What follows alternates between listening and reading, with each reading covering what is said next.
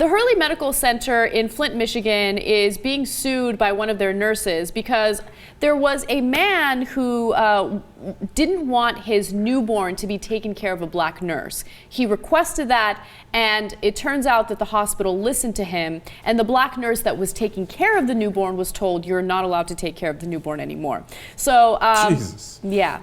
So now there is a lawsuit, and I'm very curious to see what the result of the lawsuit will be, because while an employer is not supposed to discriminate against someone based on their race, ethnicity, you guys get it, what happens when there's this horrible racist individual who says that they don't want, you know, let's say a black person to take care of the baby? Like, so I think the hospital's in a really tough situation, right? Because you're going to create a hostile environment if you know, you send the black nurse to take care when they say don't send the black nurse, and then you might have a confrontation.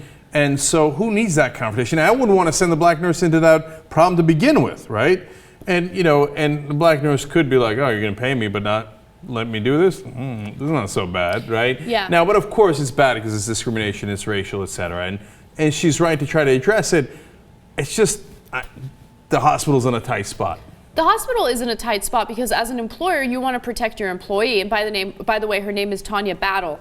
And she says that after that incident occurred, she saw like a clipboard that had a sign where the newborn was. And the sign basically said, black nurses are not allowed to take care of this newborn, yeah, that's right? way too much. Which is way too much. But on the other hand, the president of the hospital is saying that this man showed the staff his swastika. So they were worried about the safety of the nurse, and I can totally understand that. And what do you do when you have a hateful person like that? Like, you can't deny... You can't deny them coverage either. I mean, you can't say, like, you can't come into my hospital because you got the wrong kind of tattoo or you're a Nazi or whatever it might be. So, tight spot, hard to get out of that.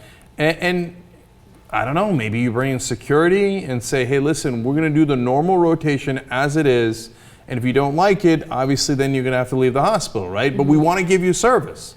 And so we're going to give you the service, and you're going to need to be cool. But if you're not cool, we're going to ask you to leave. I think that's the right way to handle it. Now, after all of this occurred, the nurse said that the hospital went to the man and said, look, we can't, I know that we wanted to grant you your request originally, but we're no longer going to do it, okay? Allegedly, the hospital did this, but at the end of the day, they didn't, assign a black nurse to the baby anyway.